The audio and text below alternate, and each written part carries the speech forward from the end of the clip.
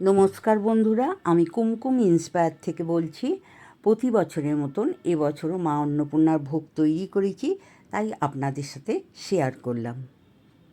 যে কোনো উৎসব অকেশানে পোলাও, পায়েস, 5 রকম ভাজা তৈরি করে নিতে পারেন। যেমন অন্নপ্রাশন, বিয়ে, আইবুড়ো ভাত, ভাইফোঁটা সব কিছুতেই এগুলো তৈরি করে নেওয়া যাবে। এখানে পায়েস, পোলাও, 5 রকম ভাজা, আলু, পটল, কুমড়ো, ফুলকপি, বেগুন সব রকম ভাজাই এখানে পাবেন 5 রকমের। আলুর দম, এই রকম আলুর দমের সাথে বাসন্তী পোলাওটা অসাধারণ লাগবে। এখানে আমি 1 কিলো চাল দিয়ে বাসন্তী পোলাও তৈরি করে নিয়েছি, আর তার সাথে আলুর দম তৈরি করেছি 2 কিলো আলুর দম। যে কোনো অকেশানেই ভাজার দরকার, 5 রকম ভাজা করতেই হবে, তেমনি আপনারা এখান থেকে 5 রকম ভাজা তৈরি করে নিতে পারেন। যে বন্ধুরা নতুন রান্না করছো, পায়েস করার ইচ্ছা হলো, এইভাবে করে নিও। গোপালকেই দাও, জন্মদিনেই কারোর জন্য করো বা ঘরে খাবার জন্য করো, খুব সহজেই এটা করে নিতে পারবে। হাঁড়ির মধ্যে ছোটো চায়ের চামচে 2 চামচের মতন ঘি নিয়ে নিলাম। আমি হাঁড়িতে করছি ঠাকুরের ভোগ বলে, তোমরা যাতে ইচ্ছা করতে পারো। ঘিয়ের মধ্যে নিয়ে নিলাম তেজপাতা 4টে আর 8টা ছোটো এলাচ, আর ধুয়ে রেখেছিলাম কাজু কুচিয়ে সেটাও দিয়ে দিলাম। ভালো করে নাড়াচাড়া করে ভেজে নিলাম কাজু কিশমিশগুলো। এখানে গোবিন্দভোগের 150 গ্রাম চাল আমি ধুয়ে রেখেছিলাম, সেটা ঘিয়ের মধ্যে দিয়ে নাড়াচাড়া করে নিলাম। চালটা ভাজা হয়ে গেছে, আর দুধটা আমি ছেঁকে নিচ্ছি। দুধে তো নোংরা থাকে, ঠাকুরের ভোগ বলে কথা, আর এই দুধটা নিয়েছি আমুল শক্তি। বাকি 2 প্যাকেট দুধ আমি ডেকচির মধ্যে ছেঁকে নিয়েছি, নিয়ে এর মধ্যে দিয়ে দিলাম। আর দুধটা মাত্র হালকা গরম হয়েছে, 4 প্যাকেট আমুল স্প্রে দিয়ে দিলাম। এতে পায়েসটা খেতে খুবই সুন্দর লাগবে। আমি 10 টাকাওয়ালা 4টে প্যাকেট এখানে কেটে দিয়ে দিলাম। আর হালকা গরম দুধে তাড়াতাড়ি গুঁড়ো দুধ গুলে যায়, তাই আমি তাড়াতাড়ি গুলেও নিলাম দুধটাকে। আমুল স্প্রে প্যাকেটগুলো আমি হালকা গরম দুধের মধ্যে দিয়ে গুলে নিলাম। আর দুধ যত দেবেন পায়েসে ততই খেতে ভালো লাগবে। পায়েসের চালটা সেদ্ধ হয়ে গেছে। পায়েসের চাল সেদ্ধ না হলে মিষ্টি অবশ্যই দেবেন না, তাহলে চালটা সেদ্ধ হবে না। পায়েসের মধ্যে দিয়ে দিচ্ছি এখানে আমি 300 গ্রাম বাতাসা দিয়ে পায়েসটা করব। সামান্য একটু চিনি বাতাসাটা গুলে দিয়ে দেবো। বাতাসাটা অনেকটাই গুলে এসেছে। এখন আমি চিনিটা দিয়ে দিচ্ছি। যে গ্লাসের মাপ করে 1 গ্লাস চাল নিয়েছিলাম, সেই গ্লাসের মাপ করে 4 ভাগের 1 ভাগ আমি চিনি এর মধ্যে দিয়ে দিলাম, অর্থাৎ 50 গ্রামের মতো। পায়েসটা ফুটিয়ে অনেকটা ঘন হয়ে এসেছে।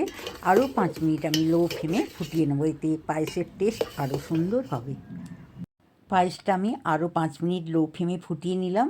বাতাসা দেওয়ার জন্য রঙটাও খুব সুন্দর হয়েছে, আর খুব সুন্দর পায়েসটা তৈরিও হয়ে গেল। পোলাও তৈরি করার জন্য আমি হাঁড়িতে ঘি নিয়ে নিয়েছি। আমি 150 গ্রাম এখানে ঘি নিয়েছি। আপনারা তেল আর ঘি দিয়েও তৈরি করতে পারেন। এখানে 4টে তেজপাতা নিয়ে নিলাম, 8টা ছোটো এলাচ আর গোটা গরম মশলা, লবঙ্গ নিয়ে ভালো করে নাড়াচাড়া করে ভেজে নিলাম। আর এর মধ্যে নিয়ে নিলাম কাজু আর কিশমিশ ধুয়ে রেখেছিলাম, ধুয়েতে ভালো করে ভেজে নিলাম।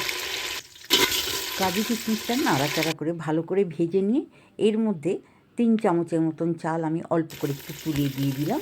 তারপর বাকি চালটা এর মধ্যে ঢেলে দিলাম। সব চালটাই আমি দিয়ে ভালো করে নাড়াচাড়া করে ভেজে নিচ্ছি। চালটা আমার নাড়াচাড়া করে জলটা শুকিয়েও গেছে, ভাজাটা ভালোও হয়ে গেছে। এখন আমি এবারে এর মধ্যে জলটা দেব। চালটা ভাজা হয়ে গেছে। 5 কাপ চাল ছিল, 5 কাপ চালেতে আমি 10 কাপ জল নিয়েছি। জলটা ডবল নিতে হয়। আর এই জলের মধ্যে জলটা ভালো করে ফুটিয়ে নিয়ে এর মধ্যে 1/2 চামচ হলুদ আর চায়ের বড় চামচের 1.5 চামচ লবণ দিয়ে ফুটিয়ে নিলাম। পোলাওটা বসিয়ে আমি আলু ভাজার জন্য কড়াইতে রিফাইন অয়েল নিয়ে নিলাম। তেলটা আমার গরম হয়ে গেছে। লবণ মাখিয়ে, সন্দব লবণ মাখিয়ে আলুগুলো আমি গরম তেলেতে ছেড়ে দিলাম। সব আলুগুলোই আমি গরম তেলে দিয়ে একটু নাড়াচাড়া করে উল্টে পাল্টে দিলাম। আলু ভাজাটা নাড়াচাড়া করে ভাজা হয়ে গেছে। আমি এখন এটা থালার মধ্যে তুলে নিলাম। পোলাওতে জলটা অনেকটাই শুকিয়ে এসেছে। আমি বড় চায়ের চামচে 3 চামচ চিনি দিয়ে ভালো করে নাড়াচাড়া করে মিশিয়ে নিলাম। পোলাওটাও হয়ে এসেছে, আর একটু ঝরঝরে করার জন্য একটু বসিয়ে রাখলাম গ্যাসটা লো করে।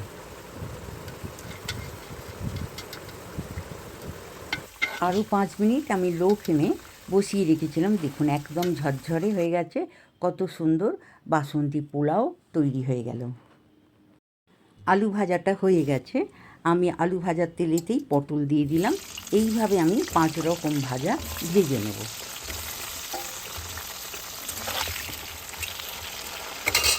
আলুর দমটা তৈরি করার জন্য নিয়েছি হাফ চামচ সাদা গোটা জিরে, 4টে তেজপাতা আর গোটা গরম মশলা নাড়াচাড়া করে ভেজে নিলাম। ফোড়নটা ভেজে এখানে চায়ের চামচে 3 চামচ মাপ করে আমি আদার পেস্ট এখানে রেখেছিলাম, সেটা কষে নিলাম। এর মধ্যে নিয়ে নিলাম 1 চামচ জিরে গুঁড়ো, চায়ের বড় চামচের 1 চামচ জিরে গুঁড়ো, আর এটা হচ্ছে সানরাইসের জিরে গুঁড়ো। টেস্ট হওয়ার জন্য খুব সামান্য একটু চিনি দিয়ে দিলাম।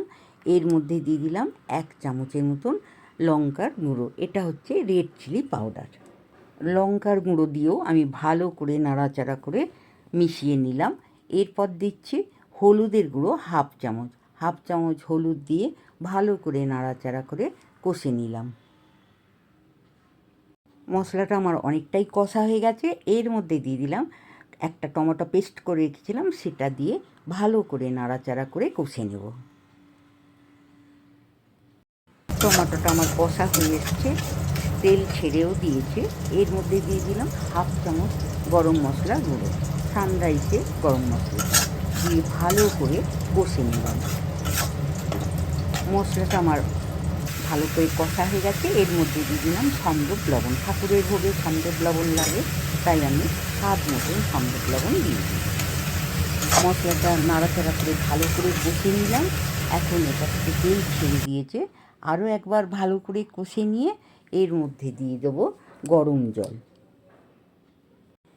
গরম জল দিয়ে মশলাটা আমি ভালো করে নাড়াচাড়া করে মিশিয়ে নিলাম। আলুর দমের জন্য মশলাটা আমার তৈরি হয়ে গেছে। এইবার আলুটা আমি কষে রেখেছিলাম, এর মধ্যে আমি মশলার জলটা দিয়ে দিলাম।